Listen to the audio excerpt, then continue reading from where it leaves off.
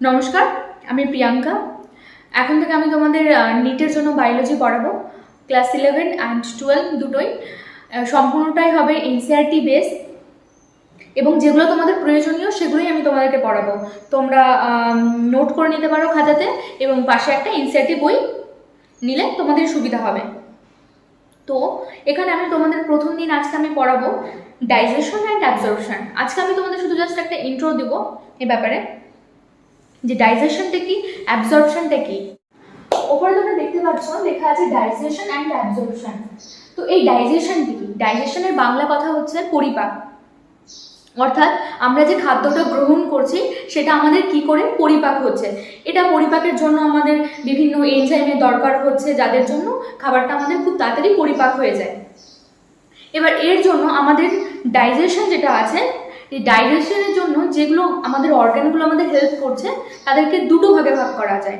একটা হচ্ছে elementary canal এবং আরেকটা হচ্ছে তোমাদের অ্যাসোসিয়েটেড গ্ল্যান্ড। এবার এসব ব্যাপারে আমরা পরে আসবো।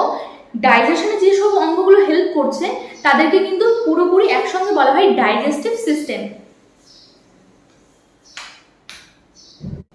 এখানে তোমরা দেখতে পাচ্ছ ডাইজেস্টিভ সিস্টেম, অর্থাৎ যে ডাইজেস্টিভ সিস্টেমের মধ্যে দিয়ে যে সমস্ত অর্গানগুলো আমাদের পড়ছে তাদেরকে দুটো ভাগে ভাগ করা যায়। একটা হচ্ছে এলিমেন্টারি ক্যানাল, একটা হচ্ছে অ্যাসোসিয়েটেড গ্ল্যান্ড। এলিমেন্টারি ক্যানাল আমি সেটাকেই বলবো। আমরা খাদ্য গ্রহণ করছি, সেটা আমাদের যাচ্ছে প্রথমে বাকাল ক্যাভিটি অর্থাৎ ওরাল ক্যাভিটিতে। সেখান থেকে খাদ্য আমাদের যাচ্ছে ইসোফেগাস অর্থাৎ খাদ্যনালীর মধ্য দিয়ে, সেটা পাকস্থলী অর্থাৎ স্টোমাকে যাচ্ছে। সেখান থেকে স্মল ইন্টেস্টাইন, তারপর লার্জ ইন্টেস্টাইন, এবং তারপরে রেকটামের মাধ্যমে অ্যানাস দিয়ে বেরিয়ে যাচ্ছে। এই যে খাদ্যগুলো যে সমস্ত অর্গানের মধ্য দিয়ে যাচ্ছে সেই সমস্ত অর্গানগুলোকে আমি বলবো এলিমেন্টারি ক্যানালের মধ্যে আমি তাকে ফেলবো। এবং যে সমস্ত অর্গানগুলো আমাদের চারিপাশ থেকে এনজাইম দিয়ে হেল্প করছে সেই সমস্ত আমি গ্ল্যান্ডগুলোকে আমি অ্যাসোসিয়েটেড গ্ল্যান্ডের মধ্যে ফেলবো। তাদের মাধ্যমে পড়ছে হচ্ছে স্যালাইভারি গ্ল্যান্ড, যেটা আমাদের মুখে থাকে, এবং তারপরে পড়ছে লিভার, যেটা আমাদের শরীরের ডান পাশে থাকছে, এবং তারপরে আমি বলবো প্যানক্রিয়াসের কথা, যেগুলো কিন্তু এনজাইম দিয়ে আমাদের খাবারকে ডাইজেস্ট করতে কিন্তু হেল্প করছে। তোমাদের এলিমেন্টারি ক্যানাল যেটা আছে তার মধ্যে কি কি পড়ছে? প্রথমে আমাদের খাবারটা যখন আমরা খাদ্য গ্রহণ করছি তখন আমাদের মুখের মধ্যে যাচ্ছে খাদ্যটা, সেটাকে আমি বলবো বাকাল ক্যাভিটি। তারপরে বাকাল ক্যাভিটির মধ্য দিয়ে ফেরিংসের মধ্য দিয়ে ইসোফেগাস অর্থাৎ খাদ্যনালীর মাধ্যমে সেই খাবারটা যাচ্ছে, সেটাকে আমি বলবো খাদ্যনালী, অর্থাৎ এটা এলিমেন্টারি ক্যানালের মধ্যে পড়ছে। তারপরে খাবারটা যাচ্ছে আমাদের স্টোমাকে, সেখানে 5 থেকে 6 ঘন্টা কিন্তু খাবারটা কিন্তু সেখানে স্টোর হচ্ছে। তারপরে স্টোমাকে যাওয়ার পরে কিছুটা ডাইজেস্ট হওয়ার পরে সেটা যাচ্ছে স্মল ইন্টেস্টাইন। এটার আবার 3টে ভাগ আছে, ডিওডেনাম, জেজোনাম এবং ইলিয়াম, সেটা আমি তোমাদের পরে পড়াবো। তারপরে পড়ছে আমাদের লার্জ ইন্টেস্টাইন, এটার আবার 4টে পার্ট। এখানে আমি লিখে দিই স্মল ইন্টেস্টাইনের 3টে ভাগ কিন্তু, আর লার্জ ইন্টেস্টাইনের 4টে পার্ট। সেটা হচ্ছে তোমাদের অ্যাসেন্ডিং কোলন, ট্রান্সভার্স কোলন এবং হচ্ছে ডিসেন্ডিং কোলন, তারপরে হচ্ছে সিগময়েড কোলন।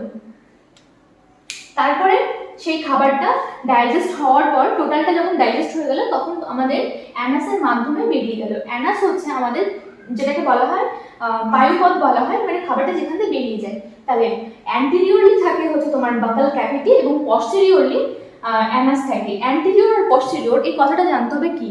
অ্যান্টিরিয়র মানে হচ্ছে সম্মুখ ভাগ, আর পস্টেরিয়র মানে হচ্ছে পেছনের দিক। আমি কোনো কিছুকে একটা মার্কার এখানটাতে আমি যদি দেখি তাহলে এই জায়গাটাকে আমি অ্যান্টিরিয়র আর এটাকে আমি পস্টেরিয়র বলতে পারবো। আবার এই সাপেক্ষে যদি দেখি এটাকে আমি অ্যান্টিরিয়র, এটাকে আমি পস্টেরিয়র বলবো। এবার তারপরে চলে আসো অ্যাসোসিয়েটেড গ্ল্যান্ড, মানে যে সমস্ত গ্ল্যান্ডগুলো মধ্যে দিয়ে খাদ্য যায় না অথচ তারা আমাদেরকে চারিপাশ থেকে বিভিন্নভাবে হেল্প করছে খাবার ডাইজেস্টে। স্যালাইভারি গ্ল্যান্ডের প্রথমে কাজটা কি সেটা জানতে হবে। স্যালাইভারি গ্ল্যান্ড হচ্ছে বাংলা মানে হচ্ছে লালা গ্রন্থি। যে সমস্ত গ্রন্থিগুলো আমাদের লালা ক্ষরিত করে হেল্প করে সেগুলোকে আমরা বলবো লালা গ্রন্থি বা স্যালাইভারি গ্ল্যান্ড। এর আবার 3টে ভাগ আছে, সেগুলো আমাদের কি করে, লালা মানে হচ্ছে লালার ইংরেজি হচ্ছে স্যালাইভা। স্যালাইভা হচ্ছে আমাদের, আমরা যখন কোনো কিছু খাদ্য গ্রহণ করি, খাদ্য গ্রহণ করার পর আমাদের কিন্তু 30% ডাইজেস্ট কিন্তু আমাদের বাকাল ক্যাভিটিতে শুরু হয়ে যায়। কেন? কারণ আমরা যখন কোনো কিছু খাবার খাবো তখন আমাদের ঘ্রাণ শক্তি জন্যই আমাদের কিন্তু এই যে স্যালাইভারি গ্ল্যান্ডগুলো থেকে কিন্তু স্যালাইভা ক্ষরিত হতে শুরু করে এবং 30% ডাইজেস্ট আমাদের হয়ে যায়, আমাদের বাকাল ক্যাভিটি হয়ে যাচ্ছে। এবং আমাদের খাদ্যতে যদি কোনো ব্যাকটেরিয়া থাকে সেটাকেও কিন্তু স্যালাইভা কিন্তু মেরে ফেলে দেয়। তার মানে স্যালাইভা আমাদের কতভাবে হেল্প করছে। তারপরে চলে আসে আমাদের শরীরের সবচেয়ে লার্জেস্ট গ্ল্যান্ড, সেটা হচ্ছে লিভার। লিভার আমাদেরকে বাইল ক্ষরিত করে হেল্প করছে। কিন্তু লিভার থেকে আমরা বাইল পাচ্ছি, বাইলের মাধ্যমে আমাদের কিন্তু ডাইজেশনে যেটা হেল্প করছে ভীষণভাবে। লিভার ছাড়া কিন্তু আমরা কখনোই বাঁচতে পারবো না। তারপরে চলে আসে প্যানক্রিয়াস। প্যানক্রিয়াস এমন একটা অর্গান যেটা থেকে আমরা সমস্ত ধরনের খাদ্যকে হজম করার জন্য আমরা এই যে এনজাইমগুলো দরকার সেগুলো কিন্তু আমরা কিন্তু প্যানক্রিয়াস থেকে পাচ্ছি। প্যানক্রিয়াসকে মিক্সড গ্ল্যান্ডও বলা হয়, কারণ এটা হচ্ছে অন্তঃক্ষরা আর বহিঃক্ষরা গ্রন্থি একসাথে থাকে, সেই জন্য প্যানক্রিয়াসকে মিক্সড গ্ল্যান্ড হচ্ছে।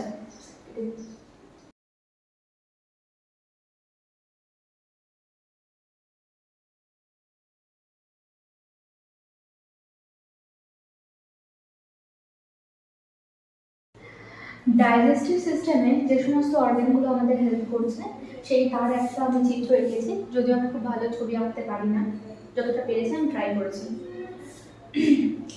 এখানটাতে দেখো, এখানটাতে আমাদের খাবার, এখানটাতে আমরা গ্রহণ করছি, তাই তো? এই যে গ্রহণ করার প্রসেস সেটাকে আমি বলবো ইনজেশন, ঠিক আছে?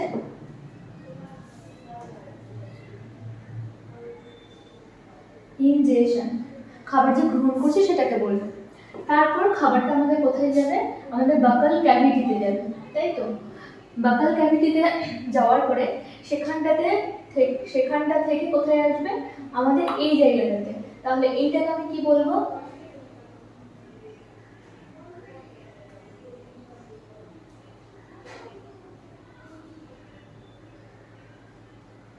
বাকাল ক্যাভিটি। তো এবার বাকাল ক্যাভিটিতে দেখো, এবার এইটা হচ্ছে আমাদের নাসাপথ, মানে এখানে আমাদের নস্ট্রিল আছে বাইরের দিকে, সেখান দিয়ে আমরা বায়ুটা নিচ্ছি, মানে এয়ারটা গ্রহণ করছি। গ্রহণ করার পরে আমাদের ন্যাজাল প্যাসেজের মাধ্যমে এটা কোথায় আসবে? ঠিক এই জায়গাটাতে আসবে। এই যে একটা কমন জায়গা যেখানটাতে আমাদের খাদ্যটা এখানে আসলো এবং আমাদের বায়ুটাও এখানে আসলো, এই কমন প্যাসেজটাকে আমি বলবো ফেরিংস। ওকে, এই কমন প্যাসেজটাকে আমি ফেরিংস বলবো, কারণ ফেরিংস হচ্ছে এমন একটা প্যাসেজ যেখান দিয়ে আমাদের বায়ু এবং খাদ্য দুটোই যায়। এরপর কিছু দূর খাবার এবং বায়ু যাওয়ার পরে এই জায়গার মাধ্যমে আমাদের বায়ুটা চলে যাবে ট্রাকিয়ার মধ্যে। এখানে আমাদের ফুসফুস থাকে এবং আমাদের ফুসফুসের মাঝখানে আমাদের বাঁ দিক ঘেঁষে আমাদের হার্ট থাকে। তো সেদিকে আমি আর যাচ্ছি না। ঠিক আমাদের এই জায়গাটাতে, এখানটাতে আমাদের একটা ঢাকনার মতো থাকে, কোনো কিছু ঢাকনার মতো থাকে। আমরা যখন খাবার গ্রহণ করি এইটা কিন্তু বন্ধ হয়ে যায়, এইটাকে বলা হয় এপিগ্লটিস।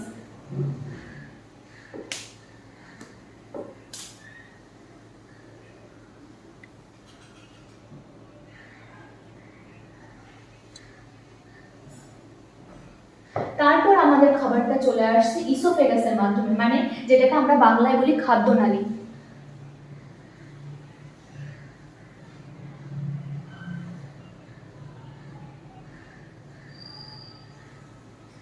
এবার ইসোফেগাসের মাধ্যমে খাবারটা আসার পরে এখানটাতে চলে আসছে আমাদের যে মেইন অর্গান, আমাদের পাকস্থলীতে, যেটাকে আমরা ইংলিশে বলবো স্টোম্যাক।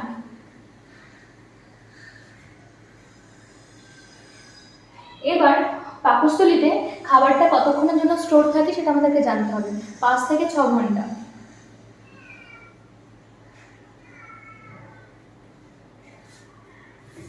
পাকস্থলীকে আবার মোটামুটি 4টে ভাগে ভাগ করা যায়। আমাদের শরীরে, আমাদের বডি যে অংশটা ছাড়া আমরা 1 মিনিটও বাঁচতে পারবো না সেটা হচ্ছে হার্ট। আমাদের যেটা এখানে থাকে, বুকের বাঁ সাইডে থাকে, তাই তো? একদম মেইন যে অঙ্গটা সেটা হচ্ছে হার্ট। তাহলে আমাদের এই যে পাকস্থলীটা আছে, মানে স্টোমাকটা আছে, সেই স্টোমাকের এই যে মেইন রিজন যেটা আছে, তাই তো, এই জায়গাটাকে আমি বলবো কার্ডিয়াক। আমাদের হার্টটা কিন্তু কার্ডিয়াক মাসলস দিয়ে তৈরি, কিন্তু সেই জন্য এই যে মেইন জায়গা, সেই জন্য এটাকে আমি বলবো কার্ডিয়াক। তারপরে এই যে কর্নারের অংশটুকু আছে, কর্নারের অংশটুকু, এইটাকে আমি বলবো ফান্ডাস। আমাদের শরীরে হার্ট হয়ে গেল, তাই তো? এটা বাকি শরীরটাকে আমরা কি বলছি? বডি। ঠিক স্টোমাকের ক্ষেত্রেও সেই রকম ভাবে বাকি যে অঞ্চলটা আছে, যেটা এই পর্যন্ত মোটামুটি, এই যে বাকি অংশটাকে আমি বলবো কিন্তু বডি। এবং এই যে শেষের দিকের অংশটা কিছুটা, এটাকে আমি বলবো কিন্তু পাইলোরিক।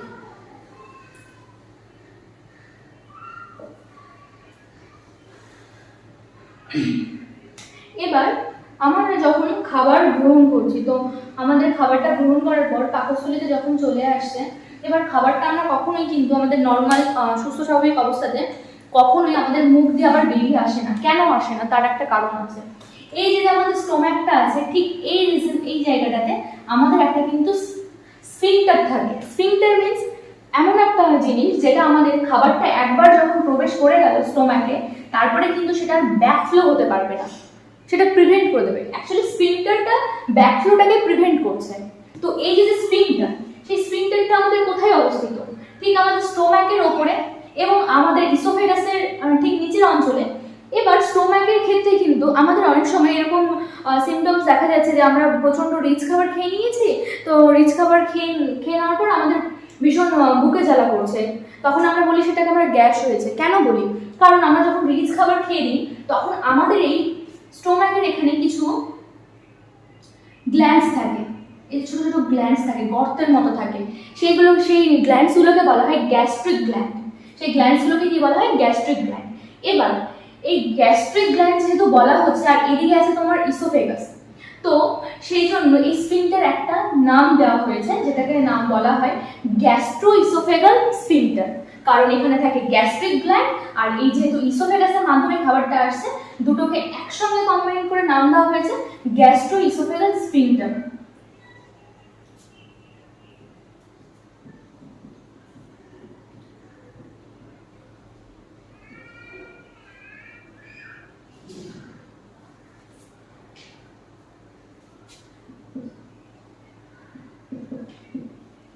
এটা কি করছে? ব্যাকফ্লোটাকে প্রিভেন্ট করছে। সেই জন্য নর্মাল সুস্থ স্বাভাবিক অবস্থাতে আমাদের কিন্তু বমি হয় না। এবার তারপরে খাবারটা কোথায় চলে আসবে? তারপরে খাবারটা চলে আসবে আমার পাকস্থলীর মাধ্যমে স্মল ইন্টেস্টাইন। এবার স্মল ইন্টেস্টাইনটা কি সেটা আমাদেরকে জানতে হবে। স্মল কথার অর্থ হচ্ছে ক্ষুদ্র, ঠিক আছে? এবার স্মল ইন্টেস্টাইন মানে হচ্ছে ক্ষুদ্রান্ত বলা হয়। এবার স্মল ইন্টেস্টাইনের তিনটে পার্ট, সেটা হচ্ছে তিনটে পার্টের মধ্যে একটা প্রথমেই আমার চলে আসবে, যেটা এই যে ইউ আকৃতির শেপের যে অংশটা আছে, ইউ শেপের অংশটা, আমি ঠিক করে তোমাদেরকে বোঝাতে পারিনি, একটু উপরে রাখতে হতো। তো এই যে স্মল অংশটাকে আমি বলবো ডিওডেনাম। এক নম্বর।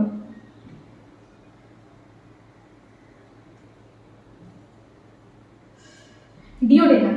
এরপরে খাবারটা চলে আসবে এই যে অংশটা আছে, এই ডিওডেনাম হয়ে গেল। তারপরে যে অংশটা আসছে আমি তারপরে বলবো সেটাকে দ্বিতীয়ত জেজুনাম।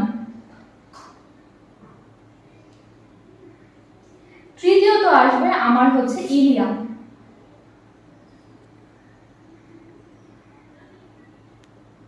তার মানে এই যে এক নম্বরে ডিওডেনাম, দ্বিতীয় হচ্ছে জেজুনাম এবং তৃতীয় ইলিয়াম, এই তিনটেকে একসঙ্গে বলা হয় স্মল ইন্টেস্টাইন।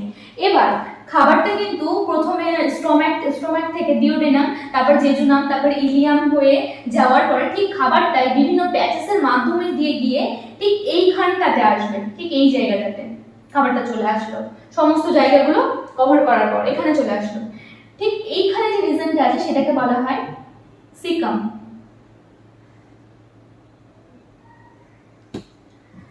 সিকাম। এবার তারপরে এখানটাতে দেখো একটা ফিঙ্গার লাইক স্ট্রাকচার আছে। এই ফিঙ্গার লাইক স্ট্রাকচারটা শরীরের কিন্তু কোনো কাজেই লাগে না, যেটাকে একদম মানে কি বলবো নিষ্ক্রিয় অঙ্গ বলা হয়।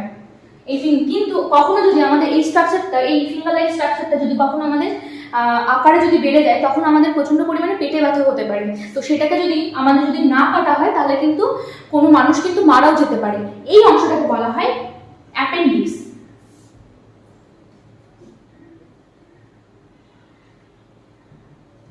অ্যাপেন্ডিক্স। এবার এখানটাতে সিকাম বলা হচ্ছে, এটাকে অ্যাপেন্ডিক্স বলা হচ্ছে, যেটা আমাদের কোনো কাজে লাগে না, সেই জন্য এটাকে ভেস্টিজিয়াল অর্গান বলা হয়। এরপরে চলে আসবো আমি লার্জ ইন্টেস্টাইনে। খাবারটা তাহলে কোথায় প্রবেশ করবে? Large intestine. এবার দেখো লার্জ ইন্টেস্টাইনে এটা ঊর্ধ্বগামী, এটা উপরের দিকে উঠছে। খাবারটা প্রথমে নিচে আসলো, তারপরে আবার উপরের দিকে করছে। এই যে জায়গাটা, এই যে এতটা জায়গা, এটাকে আমি বলবো অ্যাসেন্ডিং কোলন। এটাকে আমি এবিসিডি তে নোট করছি। ওকে,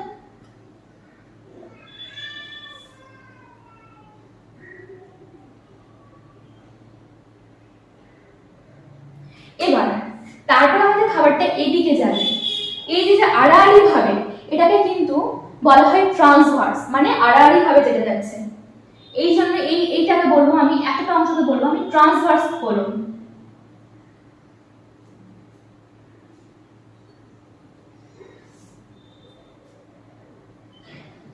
এবার এতটা যাওয়ার পরে দেখলাম খাবারটা আবার নিচের দিকে নামতে শুরু করছে।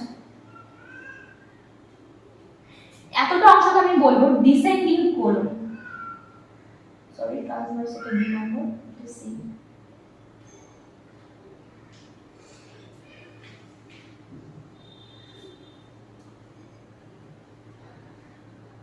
তারপরে যাওয়ার পর খাবারটা আবার দেখলাম কিছুটা বেঁকে গেল। এই যে এতটা যে অংশ, এটাকে আমি বলবো সিগময়েড কোলন, ডি নম্বর।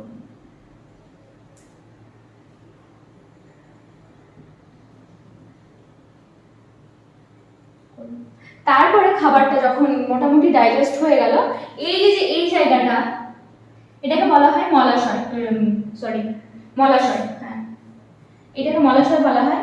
এখানটাতে জমা থাকবে, এটাকে ইংলিশে বলা হয় রেকটাম। তারপরে এখান থেকে বেরিয়ে যাবে থ্রু এনাস। এবার এখানে আরেকটা জিনিস সেটা হচ্ছে আমাদের এইখানটাতে, ঠিক এইখানটাতে, মানে আমাদের যখন স্টোম্যাক থেকে খাবারটা যখন ডিওডেনামে প্রবেশ করছে, তখন সেখানে একটা স্ফিংটার থাকছে। সেই স্ফিংটারটাকে বলা হচ্ছে পাইলোরিক স্ফিংটার। কেন পাইলোরিক বলা হচ্ছে? কারণ এই শেষ রিজন যেটা ছিল, সেটার নাম ছিল পাইলোরিক। সেখান থেকে এখানে একটা স্ফিংটার যেটা আছে, সেটার নাম দেওয়া হয়েছে পাইলোরিক স্ফিংটার।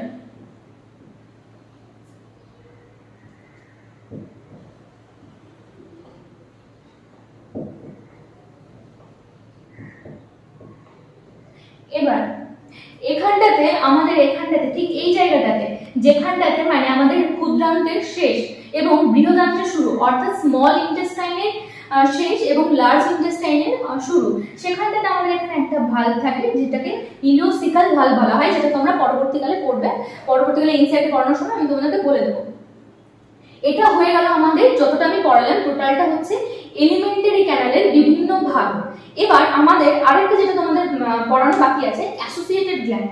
এবার এখানটাতে আমি তো সবকিছুতেই পড়ালাম, তাহলে লিভার আমাদের কি কাজে লাগে? লিভার তো কোনো কাজেই আসছে না, কিন্তু না, লিভার আমাদের কাজে লাগে, সেটাই আমি তোমাদের এখন পড়াবো। এখানটাতে দেখছো তোমরা লিভার। তো এই লিভারটা মেইন ব্যাপার কি হচ্ছে, প্রথমে আসলে আমরা স্যালাইভারি গ্ল্যান্ড দিই। স্যালাইভারি গ্ল্যান্ডের তিনটে ভাগ আছে, সেটা তোমরা নোট করে নাও। তিনটে হচ্ছে, একটা হচ্ছে প্যারোটিড গ্ল্যান্ড। প্যারোটিড গ্ল্যান্ডটা কি সেটা জানতে হবে। প্যারোটিড গ্ল্যান্ড হচ্ছে সেই গ্ল্যান্ড যেটা আমাদের নিয়ার টু দ্য ইয়ার, মানে এই কানের কাছে থাকে, সেটা থেকে কিন্তু স্যালাইভা কিন্তু ক্ষরিত হয়। Parotid gland near to the year, মানে কানের কাছে থাকে। তারপরে চলে আসে আমি সাবলিঙ্গুয়াল গ্ল্যান্ড।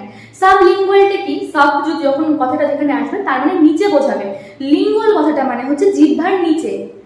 আমাদের জিহ্বাটা হাইব্রিড বোনের সঙ্গে লিঙ্গুয়াল ফ্রেনুলাম দ্বারা অ্যাটাচ থাকছে, সেই জন্য সেই কথাতে সাবলিঙ্গুয়াল মানে আমাদের জিহ্বার নিচে যে গ্ল্যান্ডটা থাকবে সেটাকে বলা হয় সাবলিঙ্গুয়াল। তারপরে চলে আসে তৃতীয় নম্বর, চলে আসে সাবম্যাক্সিলারি অথবা সাবম্যান্ডিবুলার। আমাদের এখানে যে বোনটা থাকছে, আমাদের আপার লিপের এখানে যে বোনটা থাকছে, সেখানটাতে এখানটাতে যে বোনটা থাকছে, মানে আমাদের গাম অ্যাটাচ থাকছে, সেখানটাতে এই জায়গাটাকে বলা হয় ম্যাক্সিলা, থেকে নিচের অংশটাকে বলা হচ্ছে ম্যান্ডিবল। তো তার নিচে যে স্যালাইভারি গ্ল্যান্ডটা থাকছে সেটাকে বলা হচ্ছে সাবম্যাক্সিলারি অথবা সাবম্যান্ডিবুলার গ্ল্যান্ড। এই গ্ল্যান্ডগুলো কি আমি আগেও বলেছি যে এগুলোর কাজ হচ্ছে ব্যাকটেরিয়াকে কিল করতে সাহায্য করে এবং 30% স্টার্চকে কিন্তু আমাদের বাকাল ক্যাভিটিতে ডাইজেস্ট করে দেয়, স্টার্চকে কিন্তু মল্টোজে পরিণত করে দেয়। আবার তারপরে হয়ে গেল, এটার কাজ হয়ে গেল স্যালাইভারি গ্ল্যান্ড। স্যালাইভারি গ্ল্যান্ডের একটা আমি তোমাদের এটা বোঝাতে পারছি, সেটা হচ্ছে প্যারোটিড গ্ল্যান্ড এখানে থাকে।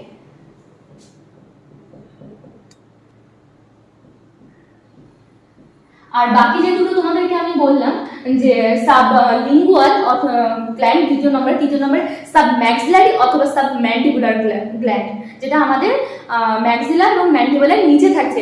এরকম নিচে প্রশ্ন দিতে পারে কখনো যে এই সাবম্যাক্সিলারি বা সাবম্যান্ডিবুলার গ্ল্যান্ড কি আমাদের বাকাল ক্যাভিটির মধ্যে অবস্থিত? কখনোই না, কারণ সেটা আমাদের বাকাল ক্যাভিটির বাইরে থাকে। আমাদের ফেসে থাকছে কিন্তু আমাদের বাকাল ক্যাভিটির বাইরে থাকছে, সেটা আমাদের মাথায় রাখতে হবে। তারপরে চলে আসে আমরা আমাদের শরীরের সবচেয়ে বড় অঙ্গ যেটা লিভার।